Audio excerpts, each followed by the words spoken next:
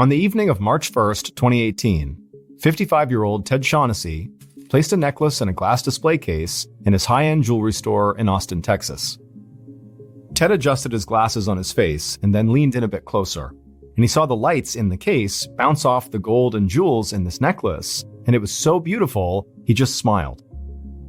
He and his wife Corey had owned this jewelry store for 20 years.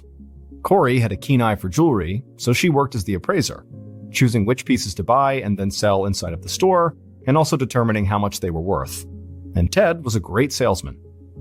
Ted took pride in the way he displayed the jewelry in the store.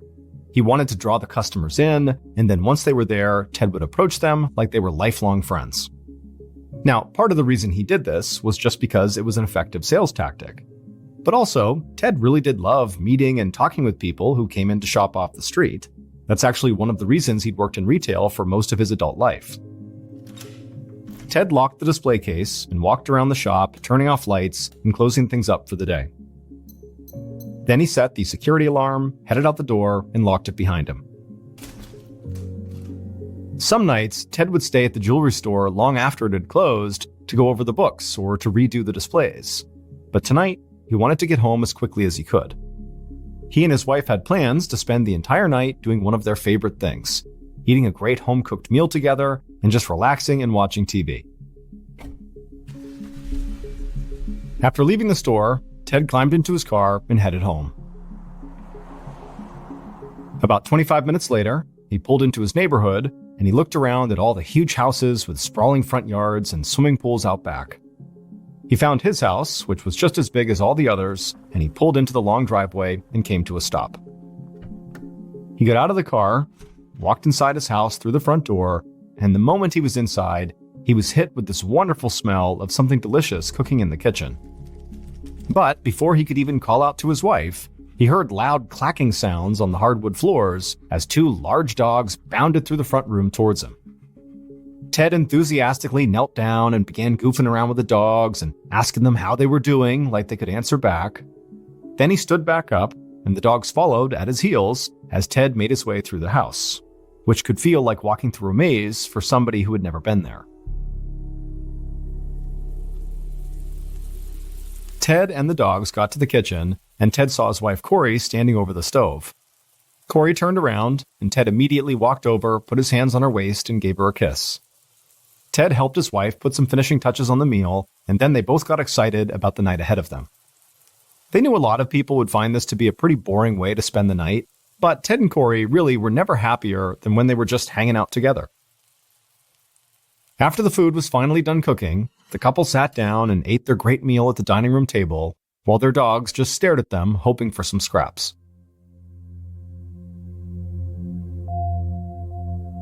After they were all done eating, Ted cleared the table and took the dishes into the kitchen. One of the dogs, a Rottweiler named Bart, followed him every step of the way. After Ted rinsed off the dishes, he joined his wife on the couch in the front room. He draped his arm around her shoulder, and she leaned her head on his chest as they began to watch TV. They spent the night flipping between channels, really only half paying attention.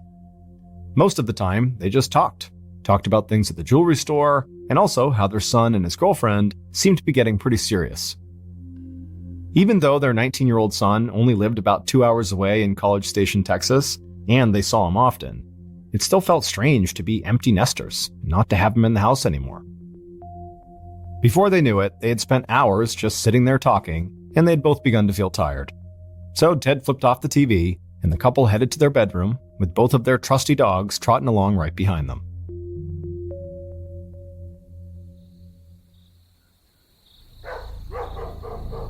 A little before 4:45 a.m. on March 2nd, 2018, so several hours after Ted and Corey had gone to bed, they both suddenly woke up to the sound of their dogs barking in their room. Ted flipped on the light on his bedside table, and he and his wife looked over and saw their dogs barking away, standing right by the bedroom door. Ted tried to get them to calm down, but they just kept on barking over and over again. Ted could see his wife looked frightened, and he was feeling a bit freaked out too. The dogs were both really good guard dogs, and they usually only got agitated when they'd heard something. And so Ted slowly got out of bed, opened the drawer on the bedside table, and pulled out a .45 caliber handgun. He checked to make sure it was loaded, and then told his wife to stay in the room. Ted walked over to the door, opened it up, and headed outside. He made his way into the dark kitchen, and Bart the Rottweiler followed right behind.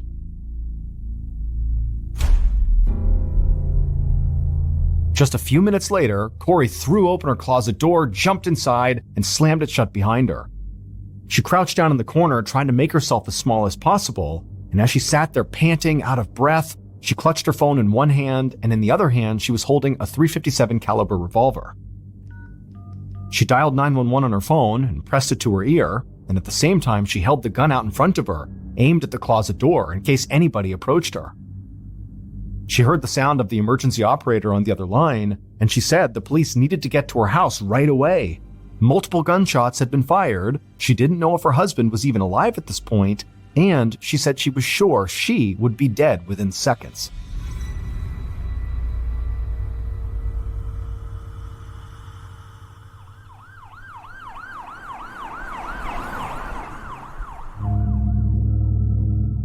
"15 minutes later, so just after 5 a.m., Travis County Homicide detectives James Moore and Paul Salo headed up the long walkway toward Ted and Corey's front door. By this point, crime scene tape had already been stretched across the large property, several uniformed police officers stood on the lawn, and 2 officers stood near the front door with Corey, who was there in her nightgown, sobbing. Detectives Moore and Salo introduced themselves to Corey and told her they'd be back to her shortly. Then they put on their gloves and headed inside of her house. Just standing in the front room, both detectives got a sense of how big this house was, and how many different hallways and paths there were to take. They made their way through the front room and walked into the kitchen, where a team of forensics officers were already searching for evidence. On the floor, sprawled out under the kitchen table, the detectives saw Ted Shaughnessy's body. Blood covered his face and his chest. But the detectives also saw something that completely threw them off. Because in the call they got, they'd already been told about Ted being deceased. But they didn't expect to also see his pet dog lying right there with him. Bart, the Rottweiler, had clearly been shot and killed, laying just a few feet in front of Ted, like he'd been trying to maybe protect him. One of the forensics officers joined Detectives Moore and Salo and pointed out multiple bullet casings littering the kitchen floor. In fact, there were so many casings that the detectives thought it looked like a massive shootout had taken place right there in the kitchen. The detectives walked over to the kitchen table and knelt down by Ted's body. Near his outstretched hand, they saw a .45 caliber handgun. Moore checked the magazine and saw it was full, so it appeared like Ted had not fired a single shot from his weapon. However, Moore asked the forensics officer if there was any chance that Ted maybe did fire off some shots and actually emptied out a magazine and then reloaded. And then once it was reloaded, maybe he didn't fire again, giving the impression he had not shot at all. Now, Moore didn't think this was likely, but he just wanted to be sure. The forensics officer told him they were still looking at everything, but so far, none of the casings they'd found matched the caliber of Ted's gun. So very likely Ted did not fire a single shot. After spending some time searching the kitchen and also studying Ted's wounds, Moore and Salo began to make their way through the rest of the house. They found a home security system that was not armed, and they didn't find any evidence of forced entry at the front, back, or side doors. They thought maybe whoever had killed Ted had been invited inside the home, or at the very least had a key. However, as soon as they stepped into one of the bedrooms, they immediately began to rethink that theory. Based on the way the room was decorated, it appeared to belong to a young man. But more importantly, when they looked inside this room, they could see that one of the windows was open, and the window screen had been removed and dropped down onto the ground just outside. Moore and Salo went back to the kitchen and told the forensics officers what they just found. And as members of the forensics team headed to that bedroom, the detectives made their way to the front of the house and walked outside. They saw Ted's wife, Corey, still standing with the 2 officers. They approached her and gently asked if she was up to answering a few questions. Corey wiped some tears away from her face, but then nodded and said she was. And so Detective Salo asked her if she could just walk them through what had happened that morning. Corey said that she and her husband had woken up sometime around 4:45 a.m. when they heard their dogs barking. Ted had grabbed his gun and walked out with one of the dogs, while she had stayed back in the bedroom with the other dog.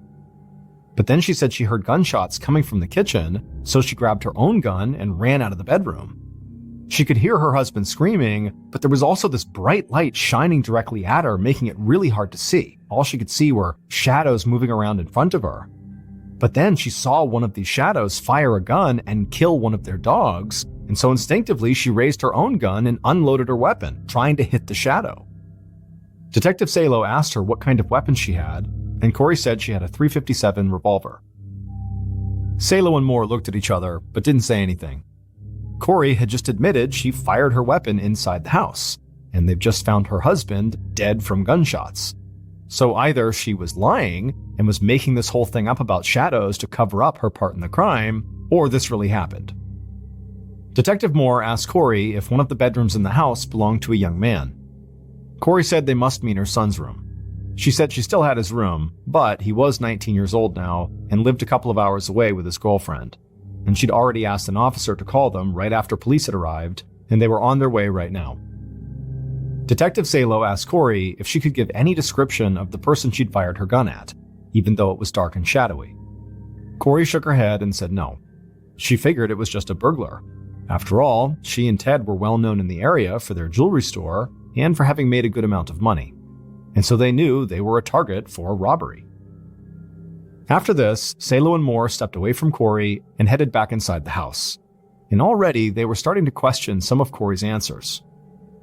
Like most spouses in murder cases, Corey was immediately considered a suspect, and the fact that her weapon had been fired in the house only made her a stronger one. On top of that, when she called 911, she said she was hiding in the closet, and she was sure whoever was inside her house was coming for her. But when the police had arrived and done a sweep of the house, nobody was there. Finally, Corey had just claimed that she thought this was all a robbery gone bad. However, the detectives had walked through the house and seen stacks of cash, high-end jewelry, and expensive electronics just laying out, untouched. And Corey and Ted's safe did not look like anyone had even tried to break into it. So why would a robber leave without taking a single thing of value? Still, the son's bedroom window had been opened, and so if Corey had done that to try to stage things to make it look like a break-in and robbery, she didn't do anything else to the house to back that up. The detectives talked this over as they went back to the son's bedroom, and when they walked in, one of the forensics officers had a smile on his face, and he said they had just pulled a really clear fingerprint off the outside of the window, so they hoped that would lead them right to the person who had climbed in. And as Moore and Salo stood there, something began to hit them.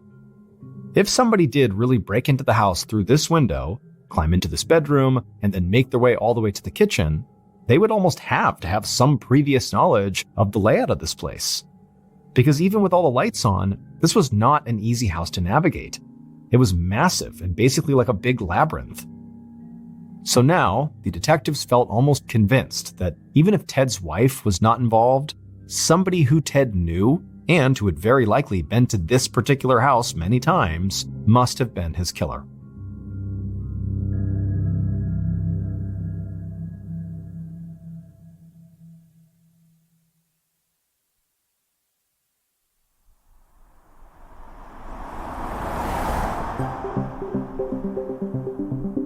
A couple hours later, at 8 a.m. on March 2nd, a car pulled up in front of the house.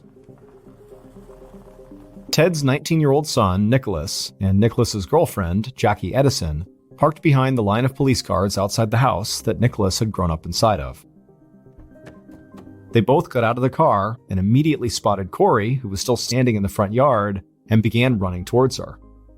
An officer stopped them, but when they said who they were, he let them by. A moment later, Nicholas and Jackie were hugging Corey, and all three of them just stood there crying. Inside the house, detectives Moore and Salo got word that Ted's son had just arrived. So they quickly went outside and found Nicholas and Jackie still standing with Corey. The detectives apologized for interrupting, but they asked Nicholas if they could talk to him for a few minutes. Nicholas said of course, and then followed the detectives across the yard to a spot where they'd be able to talk without anybody else hearing.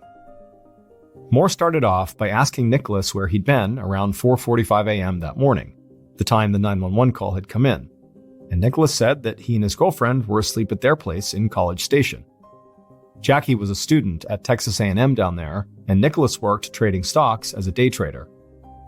Moore took down a few notes and then asked Nicholas if there was anyone he could think of who had a problem with his father and might have wanted to do this. But Nicholas shook his head and said basically everybody who knew his parents loved them. Moore asked if there was anything at all about Nicholas's dad that he could think of that could maybe help them, even if it was really small. Nicholas thought about it for a few seconds, and then suddenly his eyes went wide, like he just remembered something. He said there was one thing that could be important, but it was a really weird situation. When he'd still been living at home, his next-door neighbor had come to him and said she thought that her husband was cheating on her. This neighbor knew Nicholas was pretty good with technology, so she'd asked if there was any way he could track her husband or something, and she told him she would pay him for his services. Nicholas had felt strange getting involved in something like this, but his next-door neighbor was a nice woman and a good friend of his mother's, so he had helped her. He had put a tracker on her husband's car and followed him one night to another woman's house, and it became clear pretty quickly that the man was cheating on his wife. Now, Nicholas got a worried look on his face. He'd always assumed the husband never knew he was involved in helping the wife catch him cheating.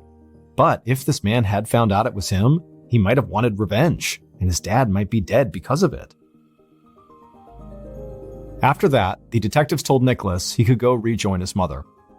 After he had walked off, the two men just looked at each other and shook their heads in disbelief. That was a really weird story. Neither of them had ever run into a teenager who had acted like a private investigator to catch a cheating husband. It almost sounded made up, or like something the kid might have watched on TV. But regardless, it was a good lead. After Moore and Salo finished up their initial work at Ted and Corey's house, they walked next door to the neighbor's house. They knocked on the front door, and a woman answered, and quickly she invited them inside. They all sat down at her kitchen table, and the detectives didn't waste any time. They needed to know if Nicholas's wild story about trailing this woman's husband was true. The woman looked a little embarrassed, but she said Nicholas was telling the truth. She felt bad for dragging a teenager into her marital problems, but she had been desperate. Detective Moore leaned in and told her he did not need all the details about her marriage, but he needed to know one thing. It was extremely important. Had she ever told her husband about Nicholas's involvement in all of this? The woman didn't hesitate. She said no way would she ever do that. Her husband, who had since moved away and was soon to be her ex-husband, had no idea at all about Nicholas. And as she was talking, the reason for this line of questioning finally dawned on her. And she stopped and just said her husband might have cheated on her, but there was no way he would have ever attacked Ted or anybody else like that. The detectives left the house not long after that and headed back to the station. Despite what the woman said about her husband, they knew they still had to track him down and get more information directly from him. In the days following the murder, while members of their investigative team followed up on the neighbor's husband, Moore and Salo contacted Ted's closest friends to see what else they could learn about him. But not much new came from that. Everybody seemed to like Ted, and nobody could understand who would do this unless it was a robbery. Now, while the detectives still were not convinced Ted's death was the result of a robbery gone wrong, they did start to look more into the jewelry store to see if maybe somebody had been staking the place out and following Ted home. However, they got a phone call from Ted's son, Nicholas, that caused them to quickly change the direction of their investigation. Nicholas was aware that his bedroom window had been found open on the night his father was killed, and he said he just couldn't stop thinking about it, and in fact, there was something he felt like he needed to share with the detectives. He told them when he was younger, he would use his bedroom window to sneak out of the house and then get back inside without his parents knowing. It was just stupid teenager stuff, nothing serious, but he did it so often that he made a habit of just keeping that window unlocked. Now he realized that particular window might have been left unlocked even after he had moved out. But what Nicholas said was really weighing on him was that there was only really one other person who knew he did this with his window, and that was his friend Spencer Patterson. Because he and Spencer had crept out of that window a bunch of times together when Spencer had slept over. Detective Salo asked Nicholas if the reason he was so worried was because maybe Spencer had some reason to come after Nicholas now. Like, had they had a bad fight or something? Nicholas said no, but he said Spencer would have gone to their house and potentially used that window to get in there and get his parents' money and jewels. Nicholas said Spencer had not really grown up with money of his own, and he'd always been kind of jealous of how wealthy Nicholas's family was. And there was more. Spencer not only knew about the bedroom window, he also knew exactly where to find Nicholas's parents' safe.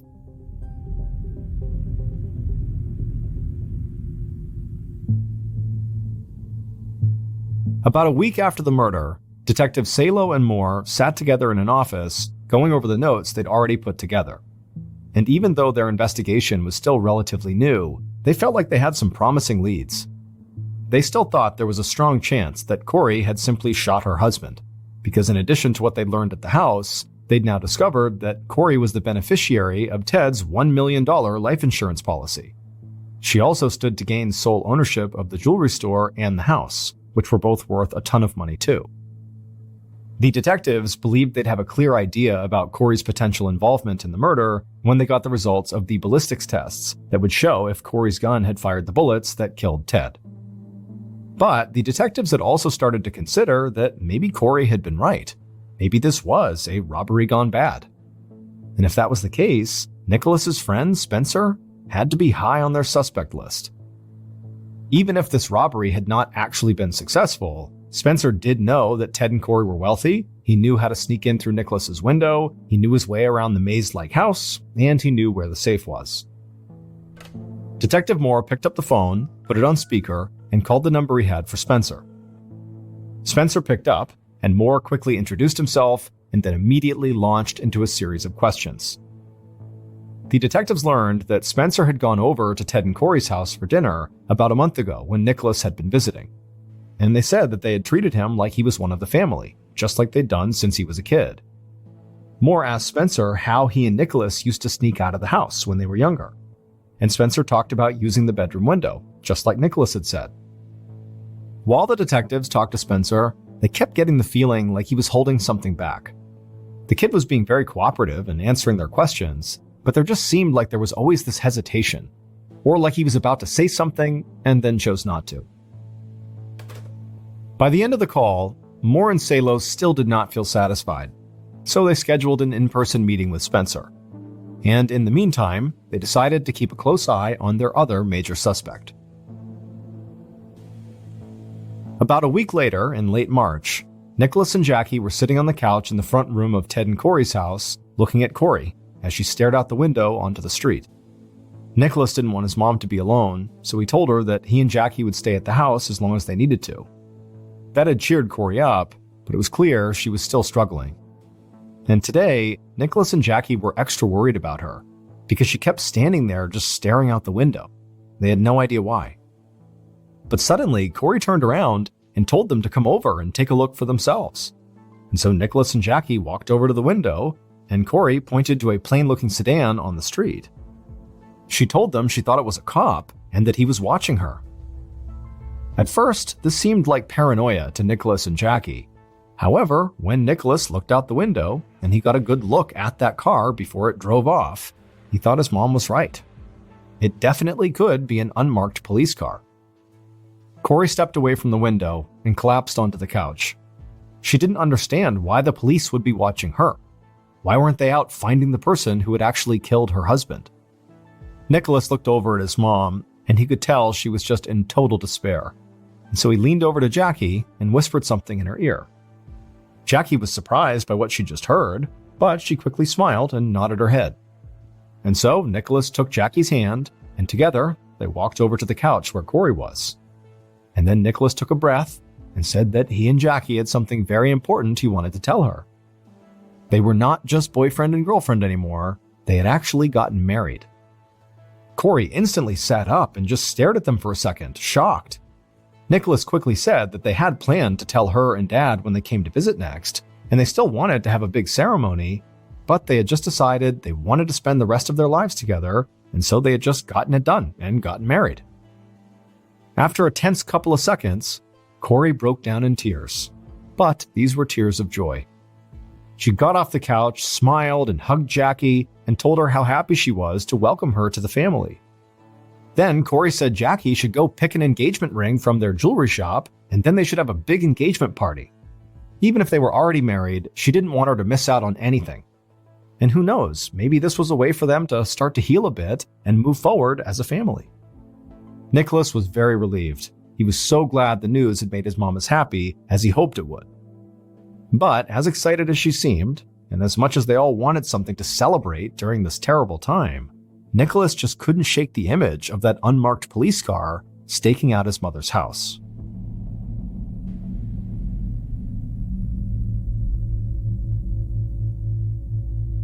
Over the following weeks, the investigative team continued to dig into the Shaughnessy's financial records, and they also did keep eyes on Corey's house.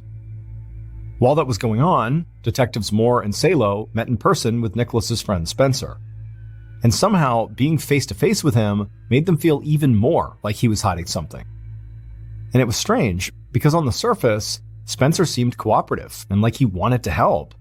But there was just something about the way this kid spoke that convinced Moore and Salo that they couldn't fully trust him. So, after meeting with Spencer at the station, the detectives secured warrants to search Spencer's house and his car. Now, the search of the house didn't turn up anything out of the ordinary. However, when they went through Spencer's car, they found a .380 caliber gun. Spencer had never mentioned having this gun, which seemed a little odd since he knew he was being investigated for a shooting. The detectives thought if he had wanted to clear himself, he wouldn't try to hide the fact that he owned a gun. And within days, this new piece of evidence looked a lot more damning, because when ballistics reports came back, they showed that some of the bullets fired at the crime scene came from a .357, which matched Corey's gun, and some of the others came from a .380, just like Spencer's. About a month after Ted's murder, Detectives Moore and Salo believed they had Ted's killer in their sights. They collected more financial records and cell phone data to try to tie up any loose ends, and then they brought Spencer into the station for one last interview. Spencer sat down at a small table across from Salo and Moore in a brightly lit, cramped room. He'd always seemed a bit nervous to the detectives, but today, he looked like he was carrying the weight of the world on his shoulders. But despite that, Moore and Salo didn't go on the attack. Spencer was young, and he was nervous and scared. So, Moore tried to put him at ease. He told him they thought they knew what happened on the morning Ted died. They just needed Spencer to help them fill in the blanks. And before Spencer could even begin to talk, the detectives confronted him with all the evidence they had in the case. And so they told him there really wasn't any point trying to hide anything anymore. After a very tense minute, Spencer looked across the table at the detectives and then told them everything he knew. Following that interview, it would take Moore and Salo several more weeks to nail everything down. But in May of 2018, 2 months after Ted's murder, they knew exactly what had happened and who had fired the shots that killed Ted Shaughnessy.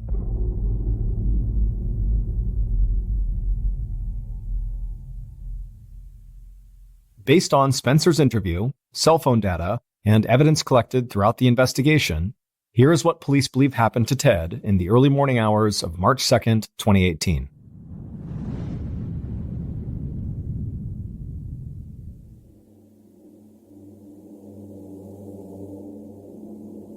On that morning, the killers crept through the dark house, led only by the light shining from one of their phones. They each held a gun in their hands, and they tried to move as slowly and quietly as possible. But when they made it to the kitchen and turned towards the main bedroom, they heard dogs start barking. The killers froze, not sure what to do. One of the dogs sounded really aggressive. The killer holding the phone shined the light towards the bedroom door, and right away they both saw something moving towards them. As the barking got louder and they heard footsteps and loud clacking on the wooden floors, suddenly the light illuminated the dog, and it was the Rottweiler Bart, bounding towards them, baring his teeth. One of the killers instinctively raised their gun and fired off a shot. The dog squealed and fell to the kitchen floor. Ted screamed and ran into the kitchen after the dog. He raised his gun, but before he could get a shot off, now both killers started firing. The sound of gunshots crashed through the house as bullets hit Ted in the back, the thigh, and the head. Ted collapsed to the floor under the kitchen table, dead. The killers began shouting at each other, starting to panic. This had not gone the way it was supposed to. But before they could make another move, bullets came whizzing out of the dark into the kitchen, hitting the wall and sending pieces of plaster onto the floor. The killer with the cell phone shined the light in the direction of the gunshots, trying to get a clear look at the shooter. Their hands were shaking and they couldn't really aim well, but still the killers just held their guns and started firing wildly. And then finally, the shots stopped and the kitchen fell silent. One of the killers shouted that they needed to get out of there, so they ran out of the kitchen, into one of the bedrooms, and climbed out the open window. Outside, they ran as fast as they could through the darkness back to a car they'd parked down the street. They got in, and one of the killers hit the gas and floored it through the neighborhood, while the other killer sat panicking in the passenger seat. They both knew they had screwed up, and now they were going to have to get in touch with the people who had hired them and tell them they'd only taken out one of the intended targets.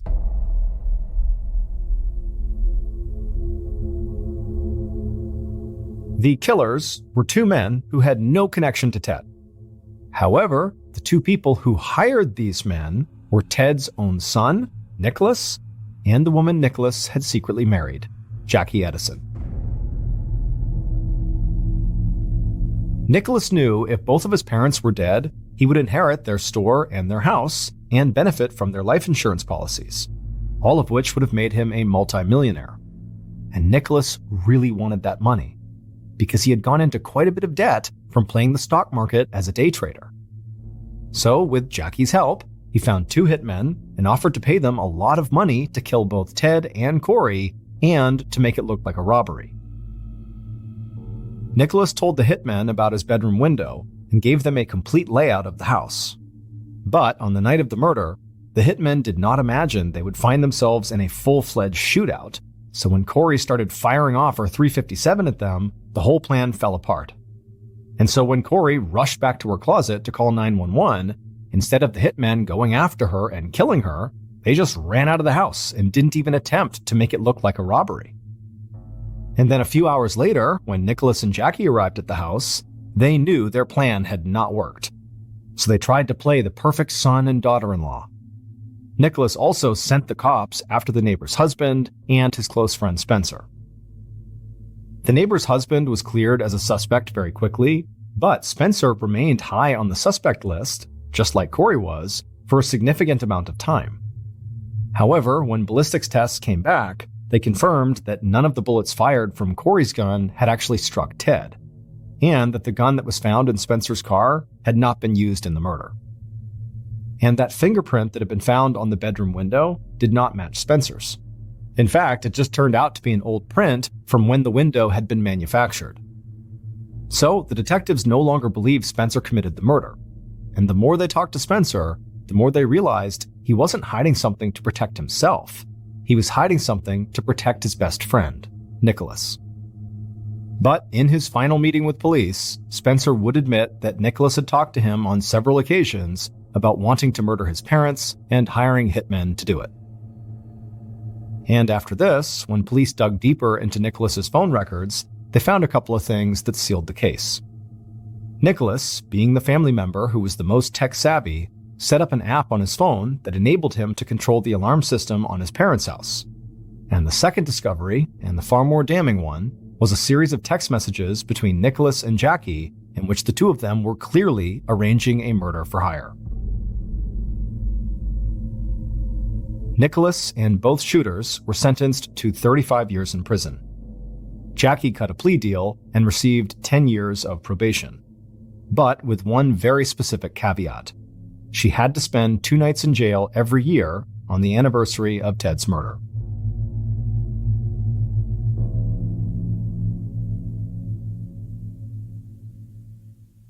A quick note about our stories. They are all based on true events, but we sometimes use pseudonyms to protect the people involved, and some details are fictionalized for dramatic purposes.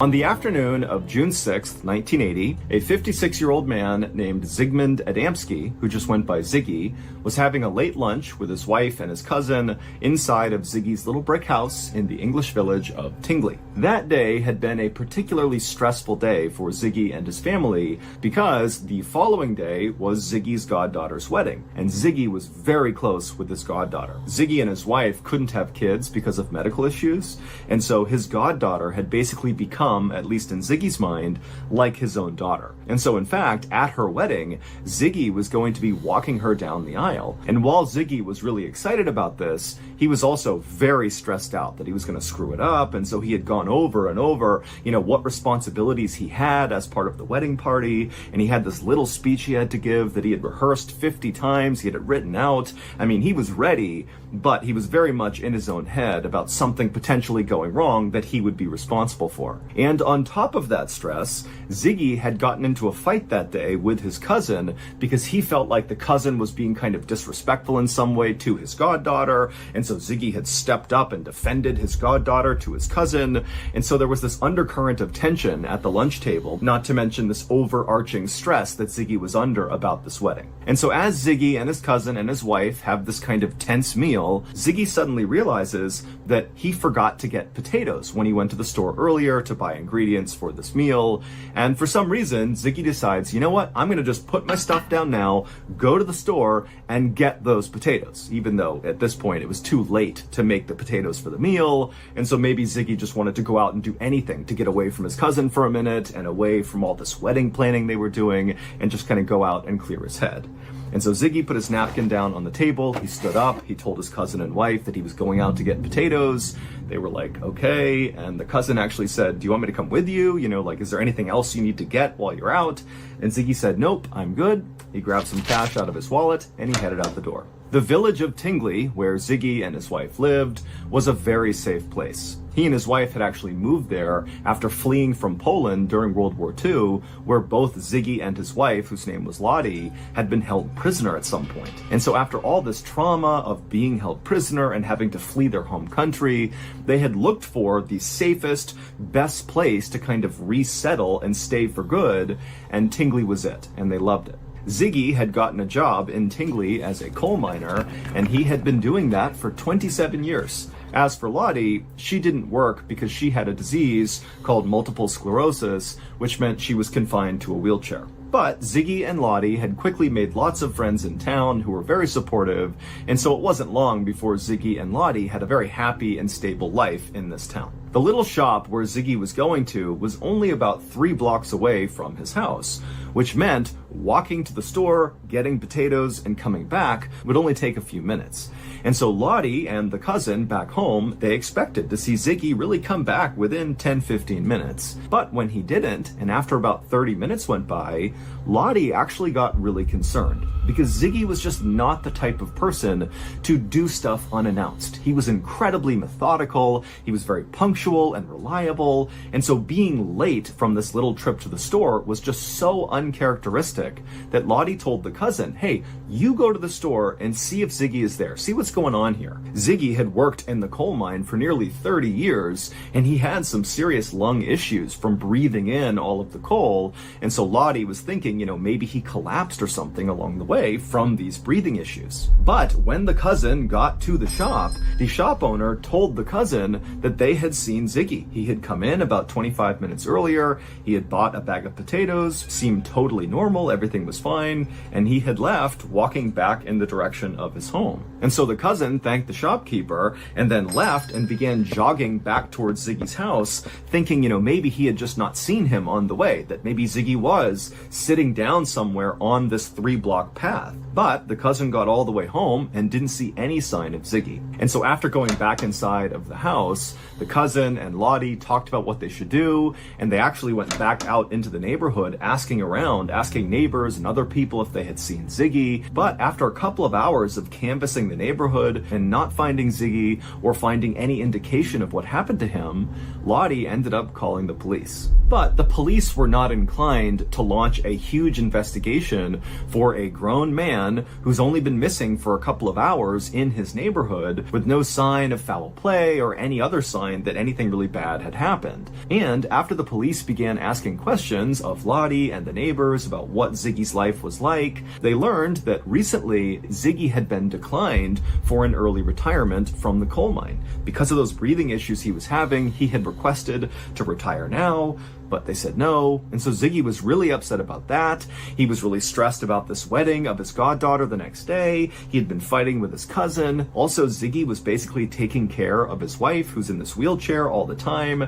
And so because of all these stressors in Ziggy's life, the police started to wonder if maybe it was possible that Ziggy had not been going to get potatoes, but in fact was just kind of abandoning his family. And so ultimately, on the day that Ziggy went missing, the police told Lottie and Ziggy's cousin that they should just sit tight, see if he comes back tonight, and if he doesn't, go to the wedding tomorrow, because Ziggy is so close with the goddaughter. If he's having some sort of issue right now, he's very likely to come back for something as significant as this wedding. And so Lottie and Ziggy's cousin stayed at the house all night. Ziggy did not come back. They didn't hear from him. And the next day they went to the wedding, but Ziggy didn't show up for that either, even though he's supposed to walk his goddaughter down the aisle. And so after coming back from this wedding, Lottie called the police, she called local hospitals, she talked to all of her neighbors. I mean, she really put out like an all-points bulletin to everybody in the area that something terrible has happened to Ziggy and we need to find him. But despite police beginning to lean into this and her neighbors really going out in force to try to find Ziggy, no one could find him. He had just vanished.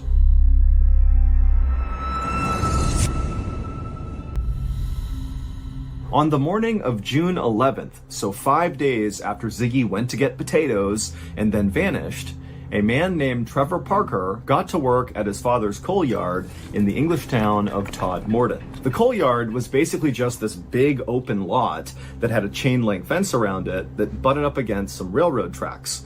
And inside of this lot were just these huge mounds of coal up against the perimeter of the lot. And then also inside of the coal yard was one small office building. And so on this morning, when Trevor pulled through the gates of this coal yard, first of all, he could see the entire yard the second he went in. And as he looked out, all he noticed was the fact that everything was wet from an early morning storm. And so after just kind of surveying around the lot to make sure none of the coal got blown around from the storm, he made his way to the small office building to do some paperwork. Trevor would work inside of that office building for a while, and then around lunchtime, Trevor decided to just go and get some lunch and kind of have a nice long lunch break. And so he left, he went to the pub, he was there for a couple of hours, and then around 3:45 p.m., he came back to the coal yard, and when he went through the gates, everything looked the same, except there was this dark thing on top of one of the coal piles in the back of the yard. Now, Trevor didn't know if he had seen it when he had first arrived that morning or if it was new, but whatever it was on this pile, it immediately caught Trevor's attention. And so after parking his vehicle, Trevor began walking over to this 12-foot tall coal pile with this thing on it, and when he got about 30 feet away from it, he realized he saw someone's shoe, that this dark figure was a person, and right away Trevor started rolling his eyes because there was a group of homeless people that lived near the railroad tracks just outside of the coal yard, and it wasn't uncommon for them to get really drunk and then wander their way into the coal yard where sometimes they would fall asleep. And so Trevor's thinking, okay, clearly one of these drunk homeless people has found their way into the coal yard and they've passed out on top of this pile of coal. And so instead of going over and talking to this person directly, Trevor just turned around, went back inside of the office building, and he called for an ambulance. The ambulance arrived a few minutes later. They did not have their sirens on. They didn't come flying into the yard. This was a routine thing they were doing. They were scooping up a drunk and bringing them back to the hospital. And so when the medics got out of their ambulance and Trevor directed them over to the proper coal pile, they were just cracking jokes along the way. This was not a big deal. When the two medics got to the bottom of the coal pile, one of them began climbing up the coal to go see this drunk person and get them down. And so Trevor, as this is happening, he walked a little bit closer, and when he did, he realized that the person who had fallen asleep on the coal, they had really nice pants on, like tailored pants. They were certainly not what Trevor expected this person to be wearing. But before Trevor could even really react to the clothes this person had on, the medic who had climbed up had finally reached this person. They reached down and began trying to move the person around. And suddenly, when they had manipulated this person's body enough, the medic's facial expression completely changed. They went from somewhat routine to totally horrified, and they backed off of this person on the coals. They turned around and ran down the coal, practically falling over themselves. And when they got down there, Trevor heard the medic say to his partner, call the police right now. And Trevor said, what's going on? What did you see? And the medic, who had reacted that way, just shook his head and walked away to kind of compose himself. And so Trevor at this point was starting to get spooked himself. Clearly, whatever the medic had just seen had really shaken him up. And so Trevor just kind of stood there while the other medic ran in and called police. And then a few minutes later, a police car came flying into the coal yard, and an officer named Alan Godfrey, along with his partner, got out of the car. And right away, the medic, who had gone to the top of the pile and been freaked out by what he saw, walked over with a very ashen face, and he told Alan Godfrey that something was terribly wrong with the person on top of this pile. And so Alan, not really sure what to expect, walked over with his partner to this coal pile, and with the medics and Trevor standing back, Alan, on his own, climbed up the coal, and he looked down at this person. And what Alan saw was a man lying on his stomach wearing a beautiful three-piece brown suit. And Alan immediately noticed that there was absolutely no soot from the coal that this guy was laying on his suit, even though Alan, just to get up here, had basically covered himself in black soot. And so he was wondering, how did this guy get up here and not get covered in soot? It didn't make any sense. Also, Alan noticed that this guy's hair looked totally bizarre. It looked like someone had given him like a really bad haircut with dull scissors, like they just grabbed tufts of his hair and kind of chopped randomly. I mean, his hair was kind of all over the place. There were bald spots. And then as Alan looked from this guy's hair down, he noticed almost hidden in his hairline was this fairly deep wound in the back of his neck that was still bleeding, but there was this weird green jelly-like substance very obviously placed over this wound. And Alan had no idea what the substance was. But as weird as all that was, that didn't explain why the first medic had basically completely panicked and run away. When Alan tried to roll this guy over onto his back to try to wake him up and see if he was okay, he rolled him over, and Alan got a look at this guy's face. And immediately Alan let go of him and kind of had to step back for a second, because the guy's face was contorted in this frozen look of absolute terror. His jaw was open so wide, it was almost like his lower jaw was dislocated, and his teeth were baring, and his eyes were bulging out of his head. And so Alan quickly realized that obviously this was not just some drunk homeless person who passed out here. This was a dead person, and whatever happened to them must have been unbelievably terrifying to leave someone looking like that in their death pose. It would turn out this deceased man in the coal yard was Ziggy Adamski. But this did not solve the mystery of what happened to Ziggy 5 days earlier. In fact, his discovery really only created more questions. This town where this coal yard was, Todmorden, was located 25 miles away from where Ziggy lived. And as far as anyone knew, Ziggy didn't know anybody in Todmorden, so there was no reason for him to be there. And number two, when he had left to go get potatoes, he had been on foot. So did he walk 25 miles to this random town? Also, assuming he did just walk to this coal yard, this coal yard is a big, wide open lot that if you were standing anywhere near it, even outside the fence, you could look in and basically see the entire place. So it just seemed really unlikely that Ziggy could just walk into this very public open space and get to the top of one of these coal piles without somebody noticing him, whether that was Trevor or one of the other employees that were there, or one of the truck drivers that were in and out of there all the time, all day doing deliveries, or the homeless people who were near the railroad tracks, or the people who rode the trains that passed by there every single day. I mean, there are a lot of eyes on this coal yard, but nobody saw Ziggy. It was like he just kind of appeared at the top of this pile. And again, even if Ziggy had managed to slip in and sneak to the top of this pile, why didn't he have soot from the coal all over his clothes? And if maybe he had been brought there, if someone had killed him and put him on this coal pile, there's even more reason he would have soot all over him, because they would have had to drag him up to the top of the pile. And even putting all of that aside, if someone really did kill Ziggy and they placed him on this pile, why? This is a very open public place. Someone is going to find him. You're going to get caught if you're the killer. And then, of course, there is the issue of what Ziggy was wearing. That brown three-piece suit he was wearing that had no soot on it, it wasn't his, and it wasn't put on right. The buttons were not lined up. It almost looked like somebody else who didn't know how to put a suit on had tried to dress Ziggy. And then Ziggy also did not have an undershirt on. It was just the jacket over his skin. And then also Ziggy had this totally bizarre haircut that looked like someone who didn't know how to give a haircut had cut his hair with scissors and said, good enough. And then, of course, you have this wound on the back of Ziggy's neck. Now, the wound itself was determined not to be fatal. It was a fairly deep cut, but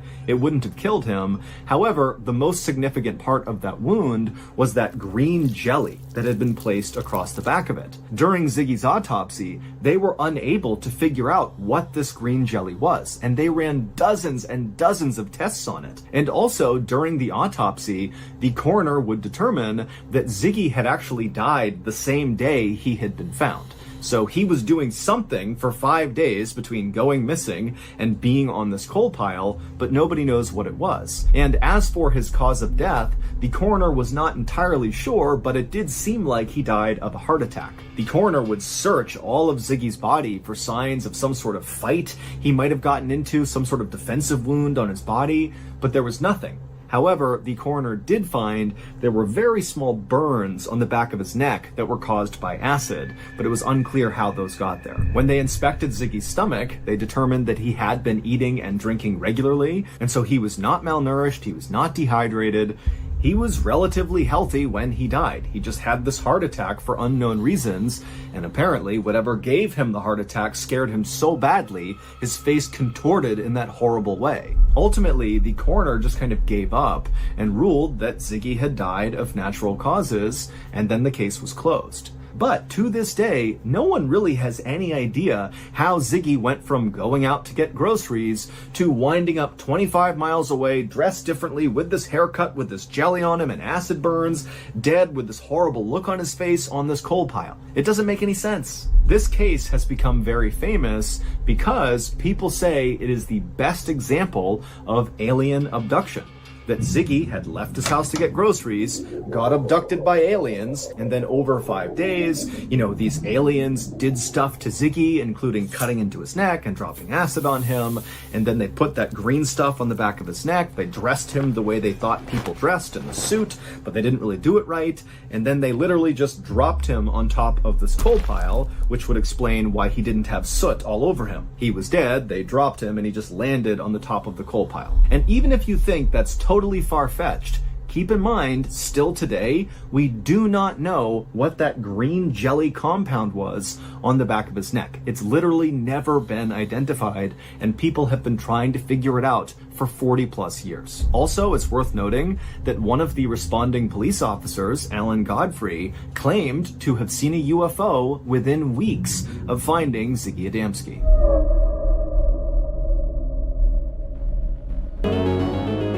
On the evening of June 17th, 2004, a 21-year-old woman named Molly Daniels pulled into the driveway of her little home that she shared with her husband and 2 kids in suburban Texas.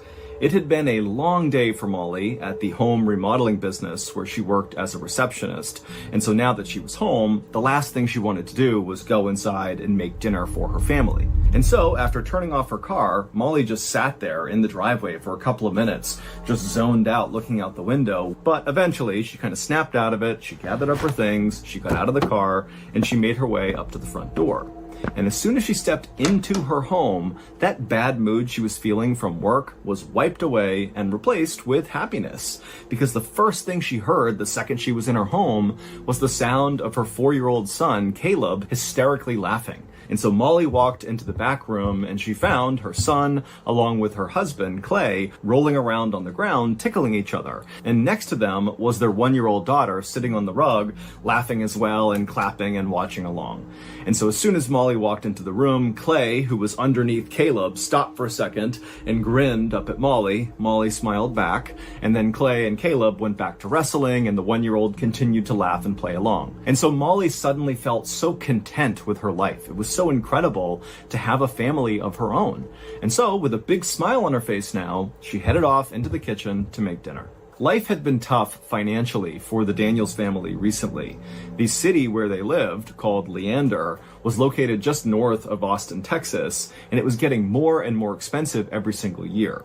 Clay, who was 2 years older than Molly, he was 23, he was a mechanic, but he had been out of work for months, and so he had just been staying home with the kids. As for Molly, she had her job as a receptionist, but it paid very little, and so ultimately the family was just barely scraping by. But despite the financial hardship they were under, Molly was so thankful that she had a husband in Clay that was so good with their kids, especially Caleb, the 4-year-old son, because Caleb was actually Molly's son from a previous relationship, and she was worried that maybe Clay wouldn't necessarily treat him like his own, but Clay had totally stepped up to the plate and become Caleb's father, and Caleb definitely viewed Clay as his dad, and so that relationship was as close as if they were biologically related, and so Molly just felt so grateful for that.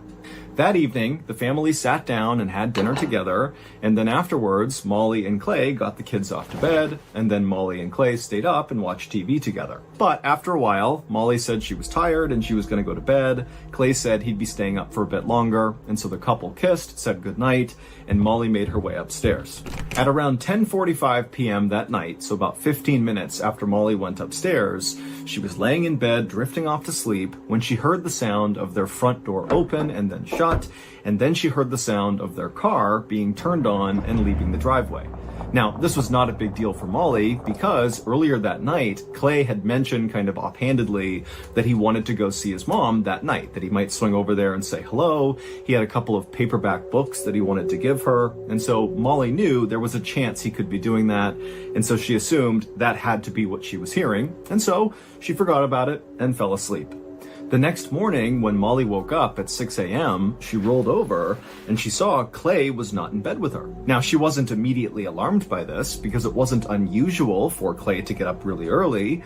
And so Molly climbed out of bed, she made her way over to the window, and she looked down at the driveway, expecting to see their car back, meaning Clay would be downstairs somewhere. But she looked in the driveway, there was no car. And so suddenly feeling kind of panicked, Molly went downstairs and looked around the house. Clay wasn't there, and so she picked up the phone and she called Clay's mother. And when Clay's mother picked up, Molly said, "Hey, is Clay with you? He said he was stopping by last night. I heard him leave. Is he with you?" And Clay's mother would say, "No, he's not here. And in fact, I didn't even know he was going to be stopping by last night. I haven't heard from him." The drive from Molly and Clay's house to Clay's mother's house was 40 miles of twisting, fairly dangerous highway. Now, Clay regularly made this trip to and from his mother's house, and so Molly was never that worried about him going on this 40-mile stretch.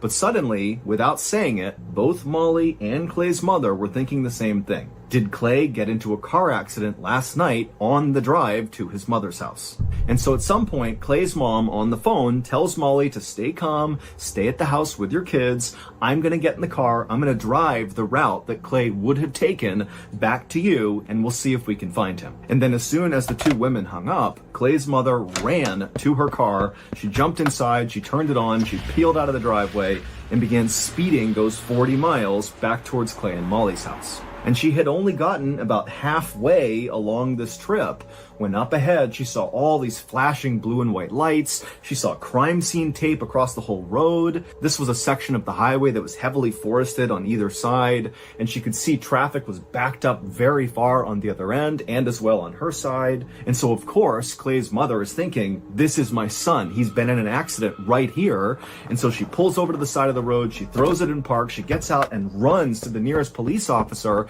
and begins frantically asking them, what's happened here, what's happened? And as she's talking to the officer, she notices behind him there's all this smoke coming up from the forest. There's a fire down in the forest. And so she's craning her neck to look down and see what it is. And the officer tried to stop her, but finally she pushed past him and she looked and she saw there was a car on fire that clearly had flown off the road.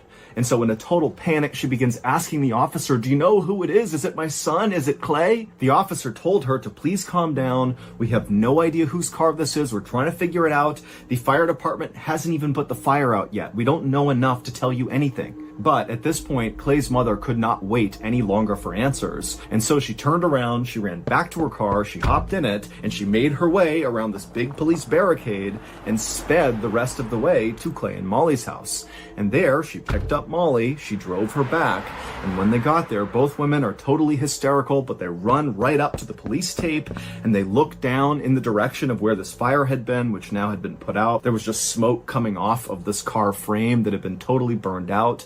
And immediately, when Molly looked down there, she recognized the car. Or I should say, she recognized the shape of the car, because the fire had totally eviscerated the car. But Molly, she was seeing the frame was about the right size, and she was seeing that strewn around this burned out car were all these paperback books that had been burned up partially in this fire.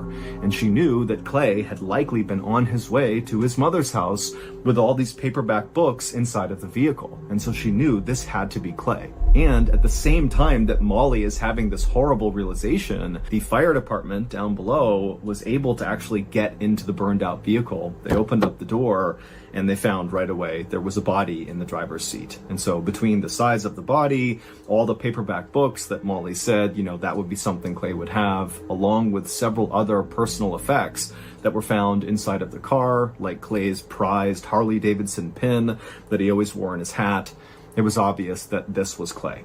When word spread about Clay's death, Molly's neighbors and friends in Leander jumped into action. People loved Molly in Leander. She was this very sweet, very kind woman who was a little bit socially awkward, but they had found ever since she had married Clay, she had really found some more confidence and just seemed happier. And so it was totally devastating to see Clay be pulled from her life like that. And so very quickly, the community in Leander raised $1,000 and they gave it to Molly and her kids. And then also neighbors began dropping off food and stocking their fridge with groceries. And even though Molly couldn't even eat, she was so grief-stricken from the loss of Clay, she still very much appreciated the effort that people were making to comfort her. But as the community rallied around Molly and her kids to get them through this difficult time, the police were starting to ask some questions about how exactly this crash that had killed Clay actually happened. Because there were some oddities about the scene of the accident.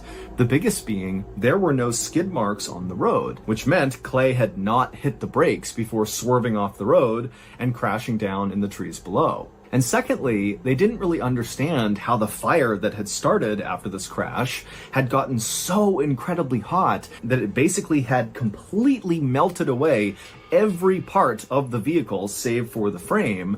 And also Clay's body had been totally destroyed. I mean, the authorities had seen fires after car accidents, but nothing like this. This looked very unique. And so investigators started to wonder if they were really dealing with a car accident or if this was a murder. And on June 22nd, just 4 days after Clay was found, investigators would learn from the crime lab that their suspicions had been correct.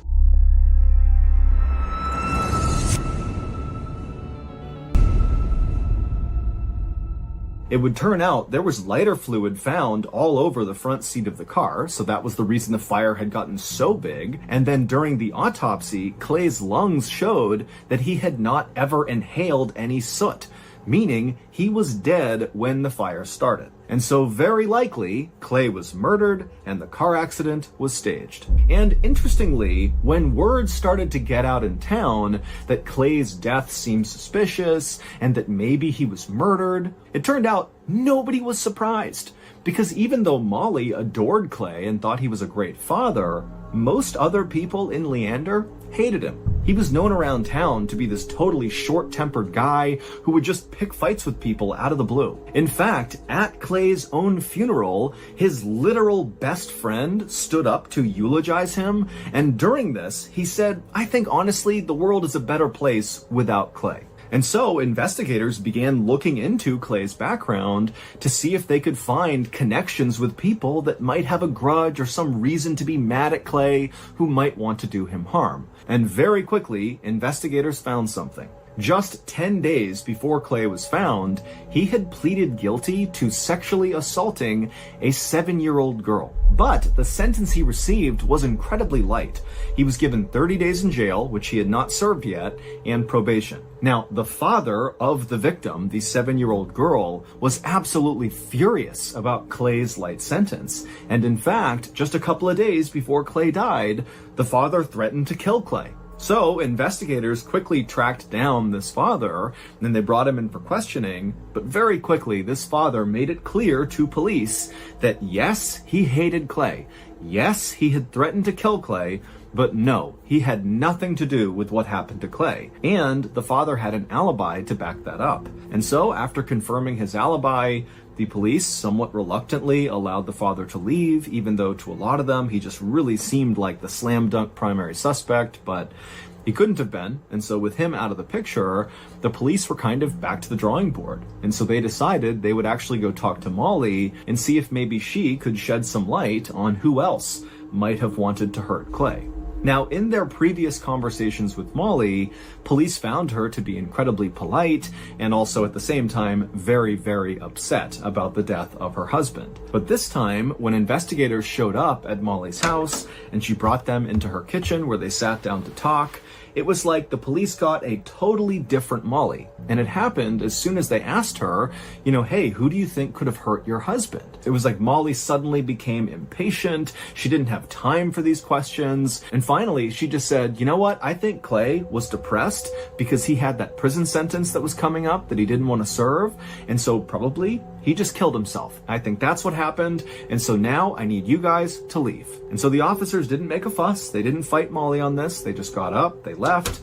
But once they were back out in their car, they looked at each other and they both agreed that Molly's behavior was very suspicious, and it made them think, maybe she actually knows more about what happened to Clay and she's kind of trying to cover it up and make the police go away. And over the next couple of weeks, as police began investigating Molly, they discovered quite a bit of evidence that made them even more suspicious of her. For one thing, there was Clay's $110,000 life insurance policy that Molly was entitled to, and Molly had apparently been calling the insurance company nearly non-stop every day, trying to get them to wire that payment as soon as possible. And Molly apparently was telling people in town how excited she was about getting that money. Also, police learned, after talking to Molly's neighbors, that Molly was starting to date again already, just 3 weeks after her husband has died. She's out there on the dating scene, even bringing home one of her boyfriends and having him live with her 2 kids. And according to Molly's babysitter, this new boyfriend that was coming into the house was really upsetting Caleb, the 4-year-old, who had been so close with Clay. The babysitter would say that Caleb, who normally was a very mellow child back when Clay was still alive, was now very violent and emotional, and periodically he would just stop, look up into the sky, and scream, "I love you, Daddy!" But when the babysitter brought this up to Molly and said, really, you should get your son some help here, Molly got angry and said Caleb was fine, it was none of her business, and then she slammed the door on the babysitter. But despite how suspicious Molly now seemed, there wasn't any real evidence that actually linked her to Clay's death. And so finally, in the fall of 2004, so several months after Clay's death, and still the police have not figured out who killed him or how he died and how he wound up in this inferno by the side of the road, they decided to kind of reinvigorate this investigation into Molly. They really wanted to find evidence that she was involved in Clay's death. And so they decided to put a surveillance team on Molly 24/7. And at first, the undercover police would report that Molly's behavior was incredibly routine. She basically did the same things every single day. She got up, she got the kids out the door, she went to work.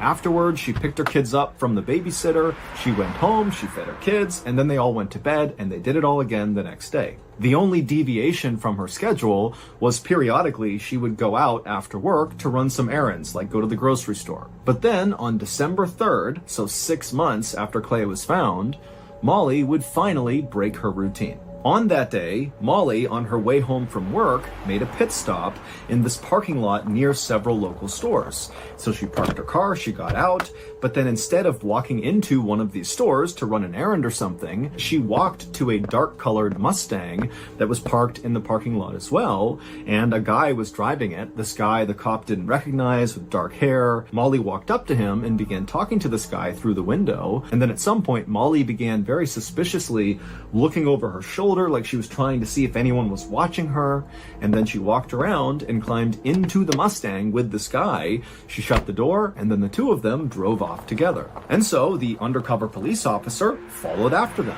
and eventually the Mustang containing Molly and this guy pulled into the parking lot of a Taco Bell, a fast food restaurant.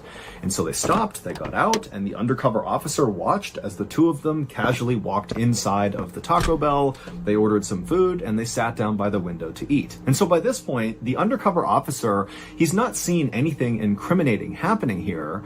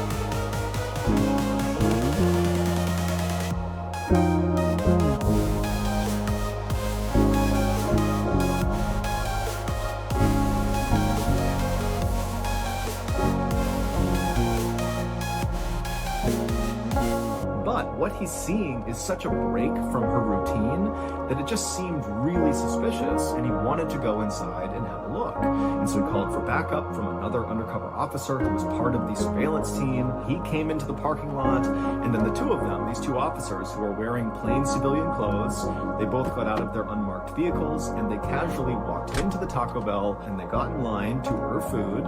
And as they were standing in line, one of the undercover officers casually turned around in line and very nonchalantly scanned the room, like he was looking at nothing in particular. But in reality, what he was doing was taking a quick glimpse at Molly and this guy she was with.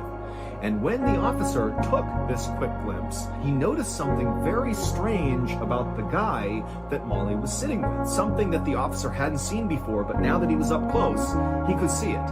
And as soon as he saw this strange thing, the officer tapped on his partner's shoulder like, all right, we're doing something here. The officer reached down, put his hand on his concealed gun underneath his shirt, and then he walked across the restaurant, not even pretending to be undercover at this point. He's basically giving away that he's a cop. He strode right over to their table, and when he stopped in front of them, Molly and the guy she was with both looked up at him in surprise, and the officer just stared down at the guy. Not at Molly, just at the guy.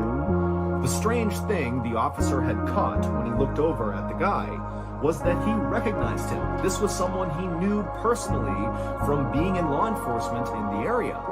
This guy was Clay Daniels, Molly's supposedly dead husband. He had just clearly dyed his blonde hair black. It would turn out Molly and Clay had staged his death in order to keep him from having to serve that prison sentence for the sexual assault charge, and so they could collect on the $110,000 life insurance policy. The body that was found inside of the burned out car was obviously not Clay's. It was the body of an 81-year-old woman who Clay had dug up from some isolated cemetery, thrown inside of his vehicle, and then pushed his vehicle off the road and lit on fire with lighter fluid.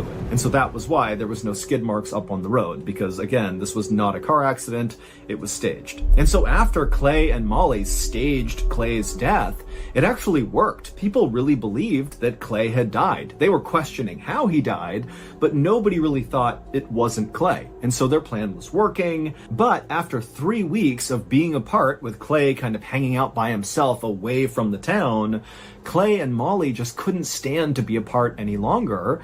And so So Clay dyed his blonde hair black. That was the only thing he did to disguise his identity. And then he just moved back into the home with Molly and the kids. And so that was the new boyfriend that neighbors were seeing Molly with. She was not actually going out on new dates. She was just back with Clay. And Clay's stepson, Caleb, the 4-year-old, he immediately recognized that his father was back, even though he had black hair. But Molly and Clay had convinced the little boy that Clay was not really Clay. Instead, this was the new boyfriend, Jake. This is very likely why Caleb had begun acting out. He was old enough to understand that something wasn't right, but not old enough to understand that his parents were lying to him. It's unclear why Molly and Clay, who lived together shamelessly, decided to have this weird rendezvous in the parking lot inside of Clay's Mustang and then go to Taco Bell and eat together. But regardless, it was this secret meetup that ultimately led to them getting caught. Molly and Clay were both charged with insurance fraud, and they both pled guilty. Molly was sentenced to 20 years in prison, and Clay was sentenced to 30 years in prison, plus 20 more years for probation violations. Molly has since been paroled, while Clay... So that's going to do it. If you got something out of today's episode, be sure to check out our podcast called the MrBallen Podcast, where we have hundreds more stories just like this one, except many of them are only available on the podcast. Again, it's called the MrBallen Podcast, and it's available exclusively on Amazon Music.